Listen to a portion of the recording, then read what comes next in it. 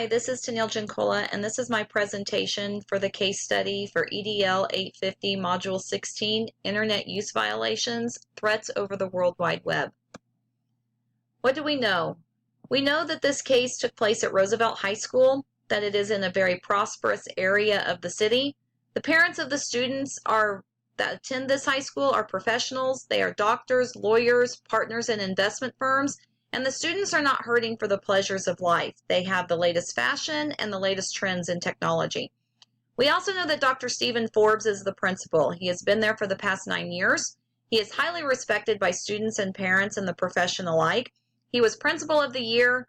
He is proud of the reputation that his district has for being distinguished, and he's proud of the fact that he's made only highly qualified teachers. We know that Miss Cindy Walker is his latest hiree. She is a first-year teacher. She is inexperienced yet well-educated.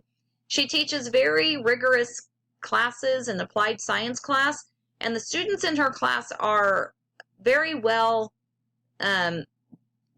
good academic students. They are competing for salutatorian and valedictorian. She has a very structured classroom and very high expectations on her students, which has led to them experiencing very high levels of stress and frustration. Dr. Forbes has received many complaints about her from students and parents.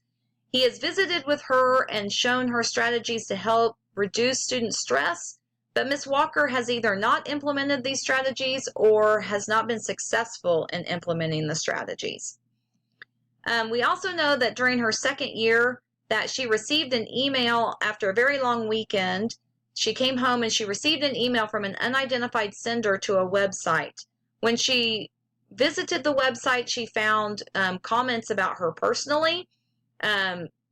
They were comments that attacked her rigorous teaching methods, and they contained a death threat. She felt very threatened, and she felt that her life was in danger. She did call Dr. Forbes, who asked to have the email forwarded to him so that he could have the URL address to the website. He called her back, but he was not very concerned. He wasn't taking this very seriously, and he thought it was a prank.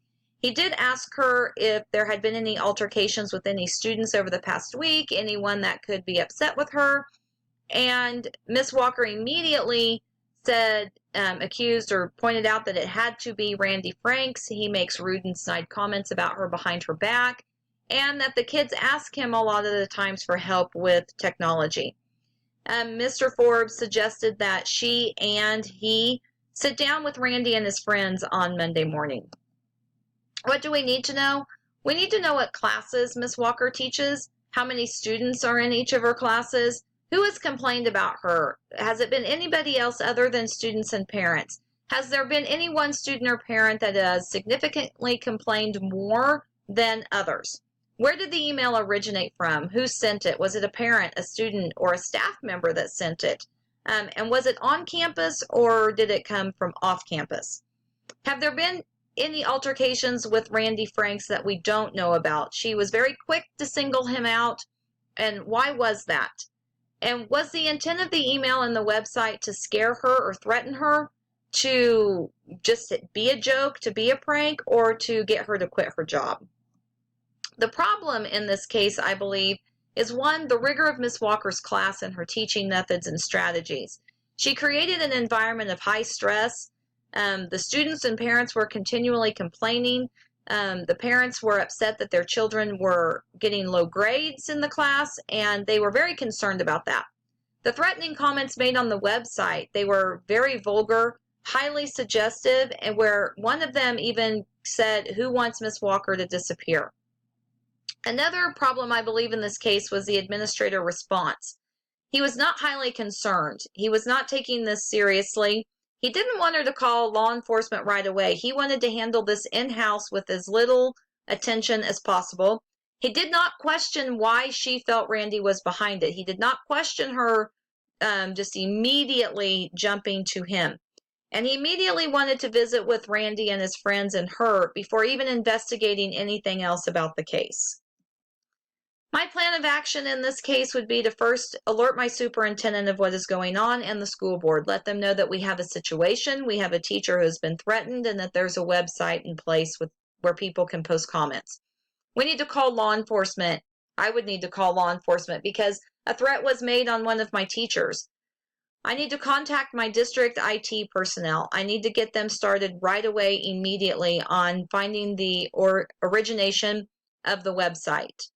I need to meet with Ms. Walker personally. I need to make sure that her mental and emotional well-being are being taken care of. I need to give her the opportunity to either have a substitute in the class on Monday if she wants me to put her on administrative leave. Let her determine how she feels, in regards to her safety and the school. I need to have an immediate investigation. I need to inform my staff, in a staff meeting. I need to let them know what's going on. I also need to let them know that if they're having issues within their classrooms, that are serious issues, ones that they are feeling are growing out of control, I need to know about those immediately. I am there to help them, and I want to let them know that they can come to me. I need to have an immediate investigation of the website and the comments. I need to determine the origination of that website. Was it a student who set it up? Was it a parent who set it up? Was it on campus? Was it off campus? I need to determine if the comments are made by just a single student, by more than one student, by students and parents. I need to know who are making those comments. From all of that information, from the determination of all of that, I need to begin having discussions with my students. I need to start with those that were found. And if none were found, I need to formulate a way to get students' input, either by a survey or an interview, starting with the class that Randy is in. And I need to discipline according to district guidelines. To resolve the issue, I also feel that discipline of students according to district guidelines fits here. I need to give them the opportunity to explain their reasons as to why they set up the website and made the comments that they made.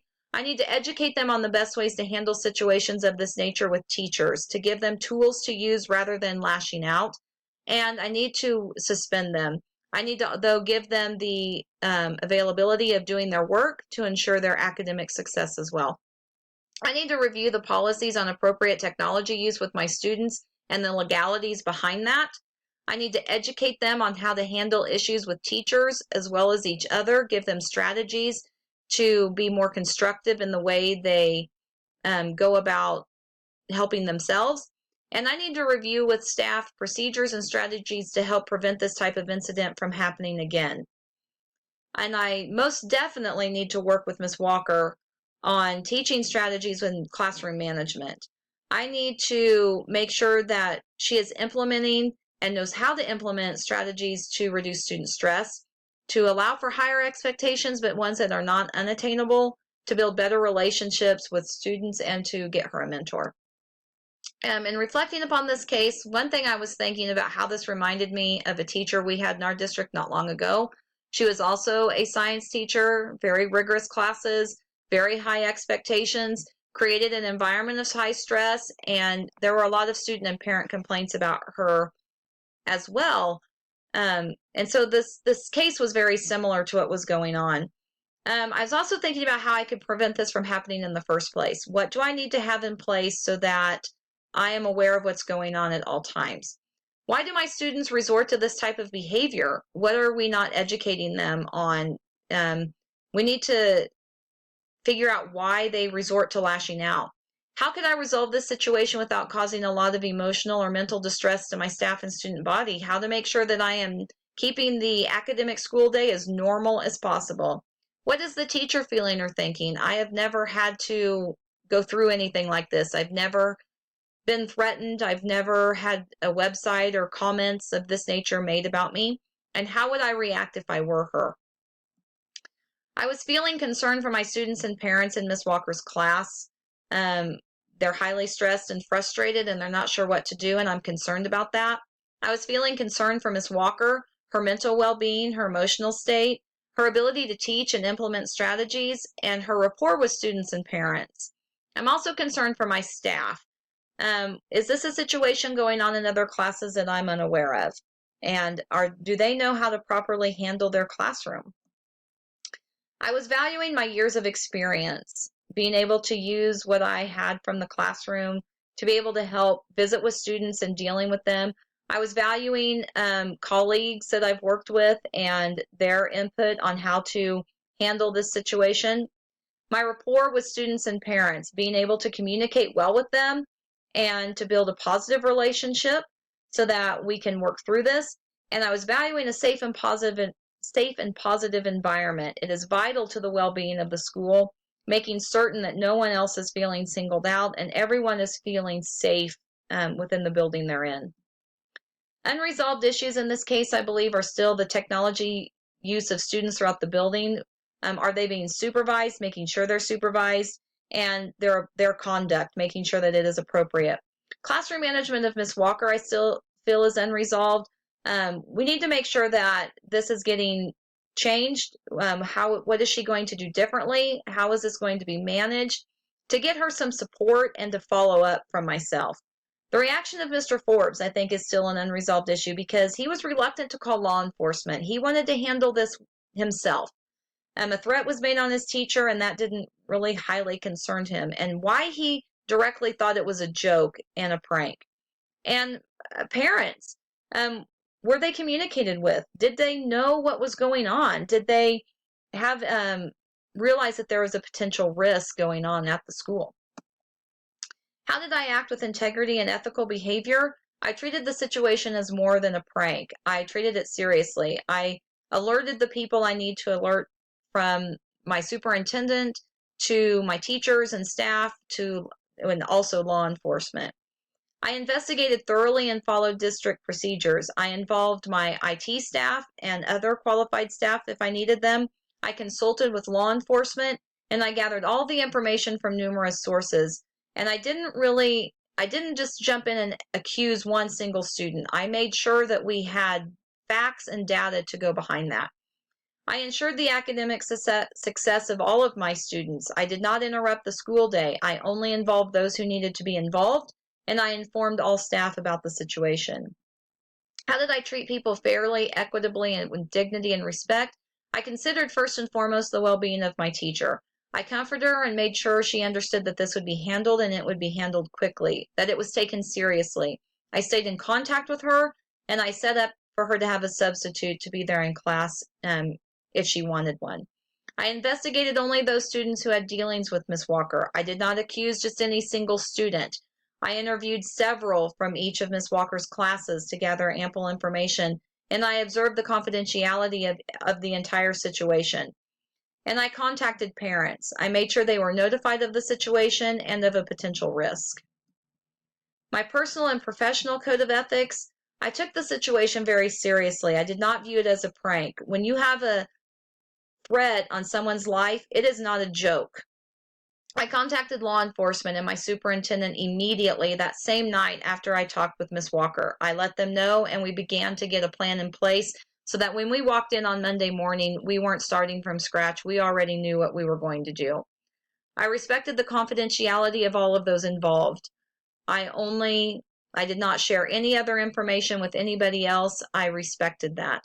I listened to all sides, and I thoroughly investigated all potential leads. I listened to everybody that I visited with. I gave everybody the benefit of the doubt and investigated further what I felt what information needed further investigation. I made certain that Miss Walker was taken care of and made to feel safe.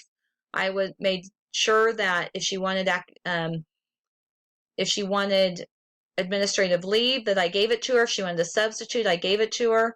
I made sure that her well-being was a priority. And I set up a mentor for Miss Walker.